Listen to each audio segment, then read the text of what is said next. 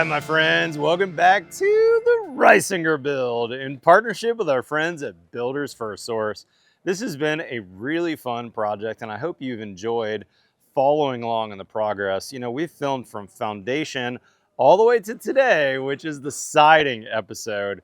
We've got a beautiful James Hardie package on this house, and we've got a lot of really interesting and maybe a little bit different details, plus a lot of really good prep that goes into a high performance house that's kind of hidden once the siding is going on. So we're gonna spend quite a bit of time on pre-siding, siding, details. It's gonna be really good, guys. Today at the Reisinger Build, all about siding in partnership with our friends at James Hardie. Let's get going.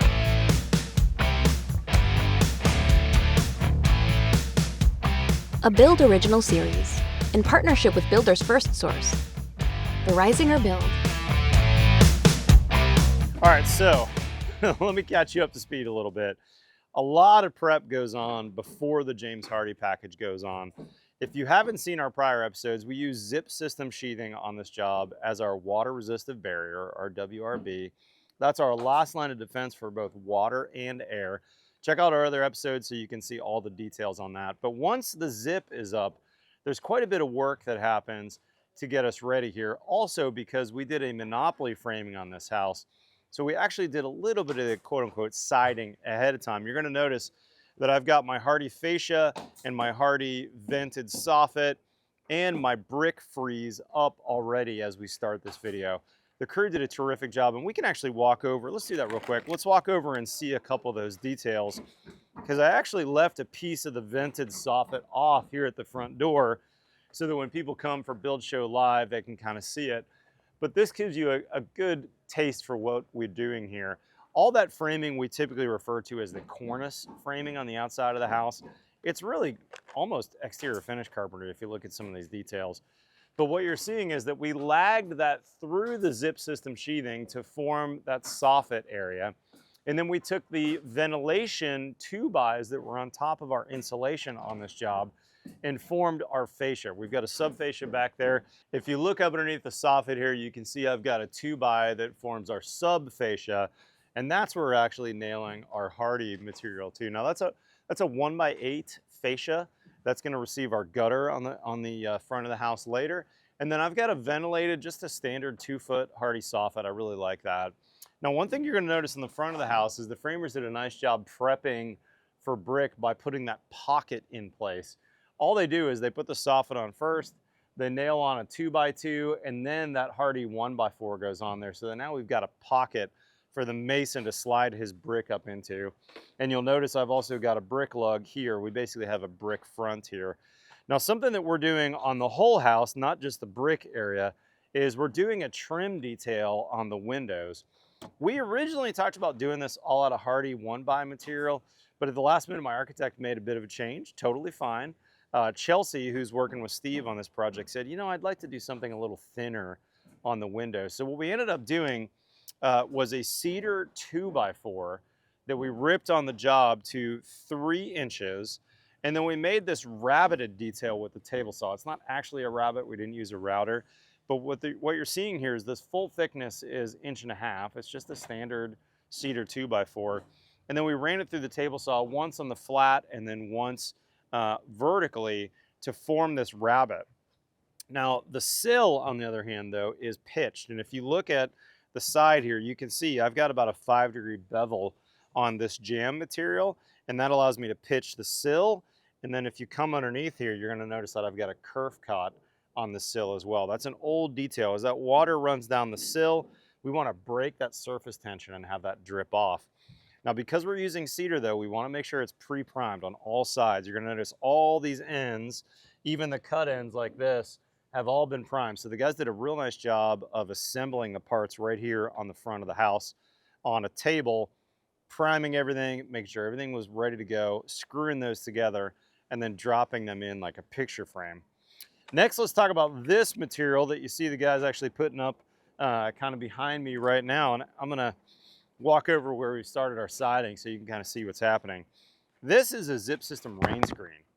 If you're not familiar with this product, it's basically a dimple mat on one side. It has a 3D plastic mesh type material that is never going to crush against the house, it's always going to maintain a 1/4 inch air gap. It's hard to believe as I put my hands in there, but that material is going to continue to allow air and drainage behind the siding for the life of the house. And even putting this Hardie on won't crush it.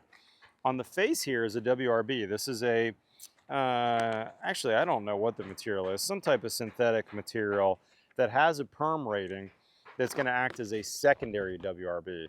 Now, I don't necessarily need that for this job. I've got fiber cement siding going on, but if I had brick, like on the front of the house, we'll be running this before the brick, especially if I had stucco or rock, this is really cool because it doesn't allow this to get clogged. Now back to the siding though. I'm a big fan of going best practice methods for installing siding. So I really like an air gap behind there. The manufacturer, James Hardie, will tell you don't have to do that. The material is not going to break down. That's one of the things I love about fiber cement is that it's such a bomber long-term material. But for best drainage, for best durability on the house, we want some type of an air gap. And that's why I like this Zip System rainscreen product.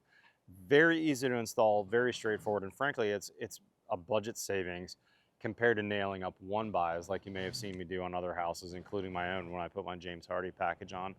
I've got a little test though that I want to show you on how well this drains and dries.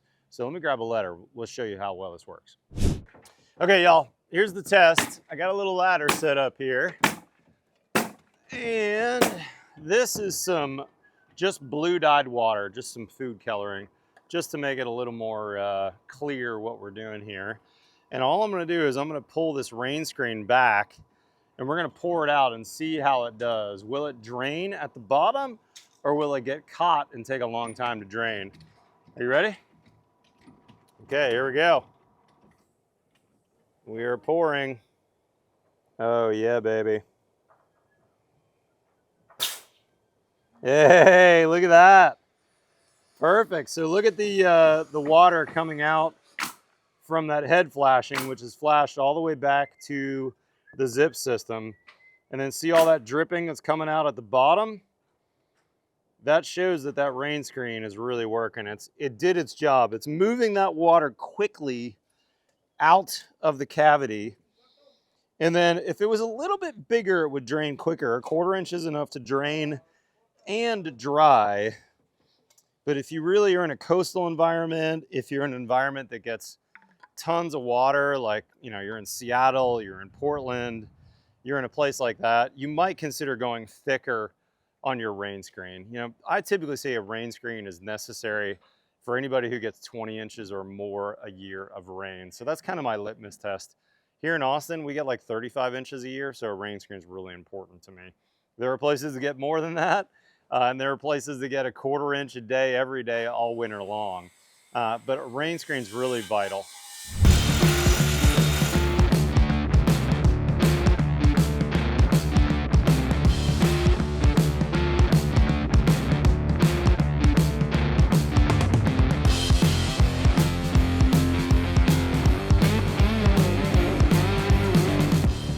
All right, guys, day 2, we're back, and I got my buddy Dave with me. Dave, thanks for joining me. Great, glad to be here. Dave Johnson, my local Hardie rep.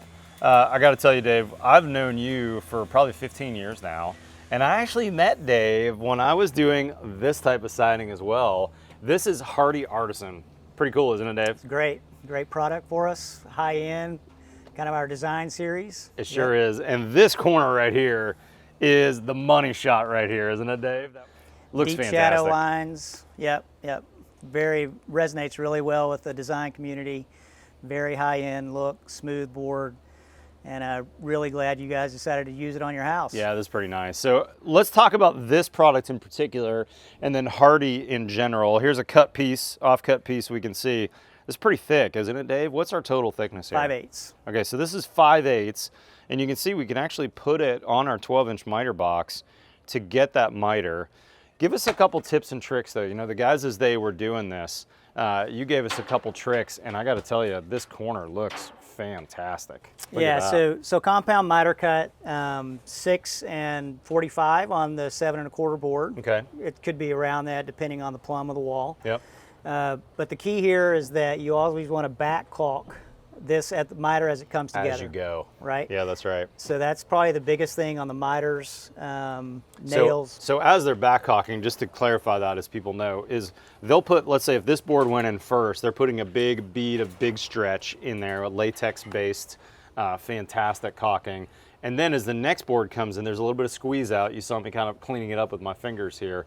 There's just a little bit of squeeze out, and now that caulking's all the way back in there, Right. and that's gonna last a long, long time. You don't wanna leave that open for the painters to do later. That needs to be done as we're doing the siding. So a couple details that I wanna mention here. This is actually a 6-inch exposure, and as we get into the corners, there's two options. You could either, I call them a woven corner, but it's really a mitered corner, right, to do an inside corner, or you could do an inside corner board. We've actually done a little bit of both on this house. In some places that aren't really visible, we're doing a 2x2 out of the same material we use for our window bucks. But Dave, talk to us about mitering that inside corner as well. Yeah, I mean, it's just the reverse of, what you're doing here. You can actually even do your one side and then the other one will match into it just fine and just work your way up the wall so you're not having to try to do an inside miter on each one. Yeah. But you can butt it in and then the next piece as you go up will match that angle. Yep. And that'll give you that look. Yeah, I like it. So, yeah. Let's switch gears for a minute and talk about what this is made from. I use an analogy that I don't know if you guys will like, but I'm curious. I'm going to throw it out for you, Dave. I didn't pre-plan with this one, so let's see what Dave says of this. Over the years, I've used a lot of Hardie. It's a fiber cement product. It's made with cement, and the analogy I like to tell my customers over the years is, have you ever, or actually this is really more of a builder analogy, have you ever spilled paint on your sidewalk? It's incredibly difficult to get paint that's been spilled off a sidewalk because that concrete just really soaks it up. And I've found for me that when I'm doing Hardie siding, when we paint that paint job lasts at least twice as long compared to, let's say, a wood siding or other sidings out there, because it just absolutely soaks the paint up. Does that give you any heartburn with that analogy? No, Dave? that's great. And I think that the thing is, this board actually does come primed, a primer specific for fiber cement. Okay. And so you're going to get excellent adherence on there. One thing that I want you to notice, though, is that as the guys are butting those boards together, we are not caulking those butt joints. Let's actually walk around the corner. You can see one of those real quick here. Like where these lap pieces are coming together, we're butting those tight. Just a light pressure, isn't that correct, Dave? Yeah, yeah. Light pressure on there. We're also putting a flashing back there to kick any water out. And that's gonna make that caulking unnecessary, right? We're gonna kick any water that happens to get into those butt joints straight out. And so here, this butt joint, there's no caulking on here. We'd wanna make sure the painter doesn't caulk that. You might get some flashing, meaning you might see a little bit of a difference in sheen between the fiber cement and the face of that caulking. So we're not caulking those butt joints. It also means, in my estimation, that this paint job's gonna last a long time. Most of my Hardie jobs in the past have gone at least a decade before they need repainted, some even more. And then a couple other details I want to mention on this wall while we're here. You can see all those flashings right there. That happened to be one I just found on Amazon. It's basically a piece of house wrap with a gray color on it, so it kind of disappears behind there. But you could use metal in there as well, right, Dave? Yeah, anything that's impervious to water and won't bleed is fine. Won't bleed, that's a good point. Yeah. One of the other things I want to point out that this crew is doing a really good job on is they're trying to use factory ends in the field because, right, that would already be primed. Yep. And so they're doing, and it's a pretty, square cut. That's a great point. We're doing that. The other thing they're doing is when they do the butt joint, they'll nail from the butt joint out. And so from the butt joint, so you don't end up with compression back. So that's a great point. Yeah. So start at the butt joint nailing and then move the other direction. Right, move out from there. I really like that. Yeah. Now, mounting blocks, always a bit of a hassle for builders out there. We chose to go with the same cedar material we use for this window buck. I mentioned it earlier in the video, Dave, but I wanted these windows to be able to be replaced easily in the future, and I know this Hardie is going to last a long, long time. So, 40, 50 years from now, if someone wants to change this window, I didn't want to mess with my siding. I wanted to be able to leave that siding in place. So we're face screwing these, and I'm going to tell the painters not to caulk these face screws. I know this is a little bit controversial out there, but I like seeing those screws. I did that at my personal house as well, and there's that certain amount of remodelability built-in forgiveness to say, hey, the next person who messes with this house a couple decades from now, I guarantee you they're going to thank us that we didn't caulk these in, and then this whole trim could pop right out. Plus, if this trim were to have a problem, let's say a sprinkler head hits this trim every night and we don't realize it, it starts having a problem in a decade or two, we could pop it off and replace it. My Hardie's gonna be in good shape still. We also made that same cedar for our mounting blocks. So you can see I've got like a little 4-inch, I think that's a bathroom vent coming out right there. We put a head flashing on that. I do want to mention though, on our windows, we put a window head flashing that's taped back to the zip system sheathing, but then the flashing that's over top of the trim is really just to protect this trim piece right here. It's not actually flashed back to the zip system sheathing. And remember that test that we did earlier in the video, that test really showed, hey, water that gets back there is going to be kicked to the outside. And that's exactly what we want. Speaking of which, to make that rain screen detail really work, as we get up to this gable up here, you're going to notice that the crew is going to put a spacer in as they come up to that Hardie soffit to space off the Hardie Artisan siding by about somewhere around a 3/8 of an inch, maybe a quarter, maybe a half, with the idea being, Dave, that our rain screen, which is vented at the bottom, will also have a vent space at the top.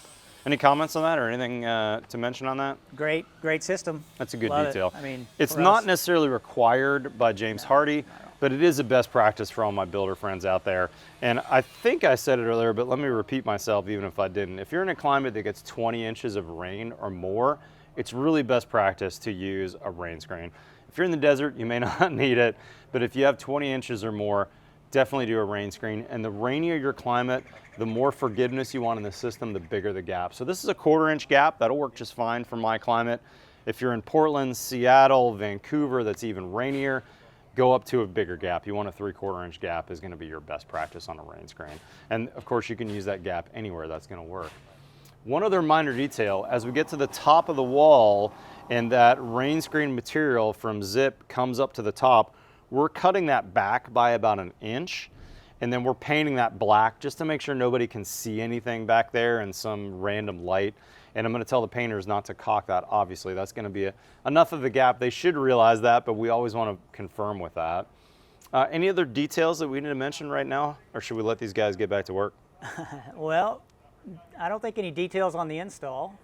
One thing to mention is 30-year non-prorated warranty. That's right. Right? Yeah. So covering manufacturing defects, that means that year 30, if the manufacturing defect, we're still covering 100% of the cost. So that's a big deal for us. We're also the only siding product that is manufactured for the climate that it's installed in. That's right. You guys make a climate-specific product. Right. So ours in the south, or HZ10, would be high heat, high humidity, high UV. I like it. And then HZ5, kind of freeze-thaw environments, is what we call HZ5, is more around freeze-thaw, and they have some more strict details on clearances, flashings, and that sort of thing. Yeah, that makes sense. So, yeah, but that's... Another thing to mention too, we're not using it on this job, but I saw this at the International Builder Show, and you can see it obviously in their catalog. They make a couple of other profiles on this Hardie Artisan siding. So we're using the lap siding, and ours is the 7 1/4 with a 6 inch. They make a wider version of this same siding that would actually have a 7 inch exposure, but they've got a couple of other profiles that are a little bit more modern. This house, this neighborhood, a little more traditional, but if you're looking for a more modern look, shiplap, V-groove, and square channel all available. We can still miter those, right, Dave? You bet. And we can also run those vertically, correct? That's right, yeah. I did a similar profile to the square channel vertical from you guys on my front porch, and I love how it turned out. A couple years later, still looks perfect. Right, yep. Great product, great line. For sure. So. We got a bunch more details that I want to point out. Let's let the crew get back to work. We've paused them for a minute while we shot the video. So let's keep going on this, and we will come back and show you a couple more details.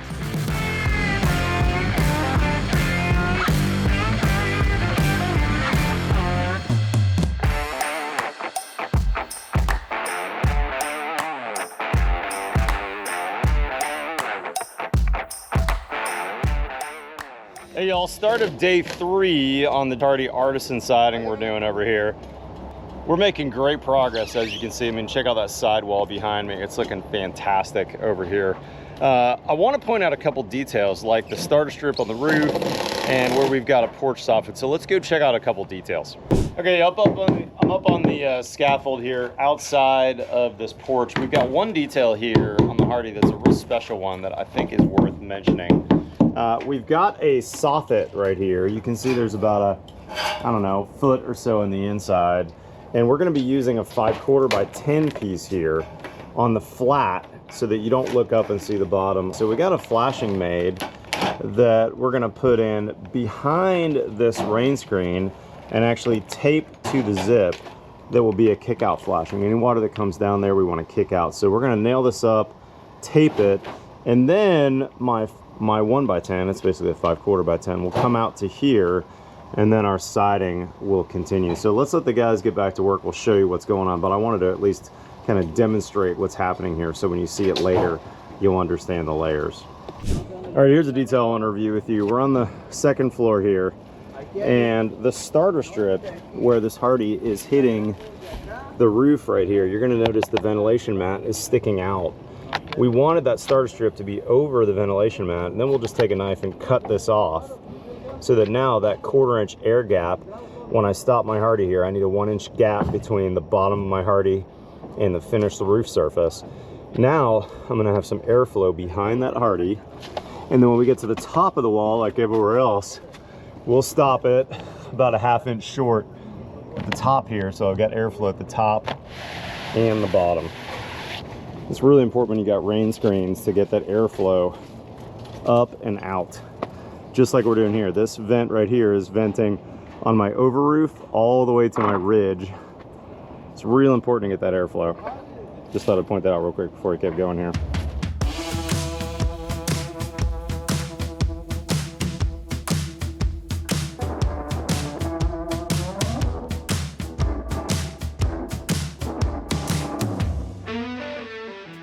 Okay, y'all, painter starts tomorrow actually on this job because the carpenters are finished. Man, absolutely love it. The deep shadow lines, the mitered corners, I mean, looks really, really good.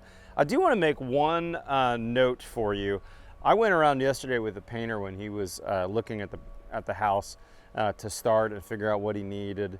And I put some Post-it notes around. I used some Post-it note extremes and said, hey, caulk this or don't caulk that. And I think that's a really good idea to really make sure the communication is there. You know, when we get to a butt joint on a seam, we don't want to caulk that, right? The carpenters didn't put caulking in there as it butted. It doesn't need to be caulked. You want to make sure that the painters aren't caulking that, frankly. And I've seen this before. I'm sure you know this. You're not going to caulk this seam here either, right? That's a mistake. You don't want to do that. It's not called for. Frankly, if you do it, you're going to have to re-caulk it for the life of your project. And you want moisture to get out of there. Whether you have a rain screen install or not, this lap right here in the Hardie does not need caulk. So guys, use a really high quality caulk like Big Stretch. I want to make mention that where the wall hits the soffit, we intentionally spray painted that black. I think I said this earlier in the episode. And so when my painter comes, I told him we want to get a 1/2 inch or a 5/8 backer rod. We're going to shove that backer rod in there and not caulk it, with the express idea of after he's done spraying the house, he's actually going to pull that backer rod out of that joint, and then he still has that nice black line and we've got airflow. On 3/4 of the house, remember we have that zip system rain screen, which gives us about a 1/4 inch gap behind here. We want that gap to have some ventilation and airflow and drainage. On the other hand, this back corner of the house where I am now, we actually have a 3/4 inch rain screen. This is what I did when I built my personal house. The bigger the gap, the better. So I really like this 3/4 inch air gap. It means that any water that gets in there can harmlessly fall out, and we've got even better airflow. Now, one detail that I did here that I also did in my house and I want to point out is if you look up, the 1x4 battens went on first, and then the 2x4 ledger that forms the soffit area was added, which means that now that I've got my bug screen down here on the bottom, if you feel that or look up here, you'd see I've got my bug screen. Now I've got that airflow all the way through the top, or all the way to the top, and then out that vented Hardie. And that vented Hardie soffit on this particular house, check out our other episode on our over roof detail, is also ventilating on top of my rooftop foam. Now I know this is a siding episode, but go check that episode out as well. The last thing that I want to point out is my carpenters made mounting blocks for all of my penetrations here. This is my HVAC line set. Got a disconnect switch here for my AC. This is a condensate drain that will get connected up. We made those out of cedar and butted them. And then this head flashing that's here is really just into the rain screen so that water that's running down the face will come to the outside of those mounting blocks. That's really best practice, is having a head flashing on all those locations. And I think I said this earlier in the video, but just to clarify, the same thing's happening above the windows. It's kind of hard to tell, and I think I mentioned it earlier in the video, but the head flashings on the windows, we have a black head flashing that went right on the window, and that's flashed all the way back to the zip system sheathing. But then the stainless head flashing, which by the way, I put a note to the painter, it's right over here, don't paint this, leave this bare stainless. I think that'll look nice even with a painted Hardie. That is actually just underneath the lap siding. And so literally water that's just running down the face is gonna be able to come out there. All it's doing is protecting the cedar and kicking water that may be running down out to the face of the window so it's not getting behind there. Guys, really appreciate you hanging with me. I know this is a long episode. We got into a lot of nerdy details. By the way, this section here we left off on purpose. It's not that we didn't finish. This is being left open for our big show. We've got the Build Show Live conference here in November 7th, 8th, and 9th. Our friends at Builders First Source have a big booth there and are gonna be in this house for the home tours. James Hardie has a big booth, so come see those guys. Come meet Dave, my local Hardie rep, and get a tour of this house, and he's gonna walk you through some details. And you'll also be able to see that this whole section's open. You know, you can see those little bearskin flashings that I put there to kick out the water. You'll be able to look and see all the details on this soffit that we left open. We purposely did this so that you guys could really understand the complexities and the details of putting all this together. And I really wanted you guys to feel like, you know, this is really doable. You know, maybe you haven't done a higher performance house before, but seeing these details, watching this video series, we're really trying to pass down that knowledge to you so you could feel like, oh yeah, this is totally doable. Guys, big thanks to James Hardie for sponsoring today's video, and of course, Builders First Source for being our overall sponsor. Two terrific companies. I have 2 decades of experience with Hardie siding, working, lasting, holding paint for a really long time, being super durable, both in the north when I use them and in the south in the heat where I've used them. So this is a terrific company, and I expect this exterior to be here, gosh, a lifetime from now. This is really a top-notch install that's gonna last. With that being said, guys, check out the other episodes, and I'll see you next time on the Reisinger Build.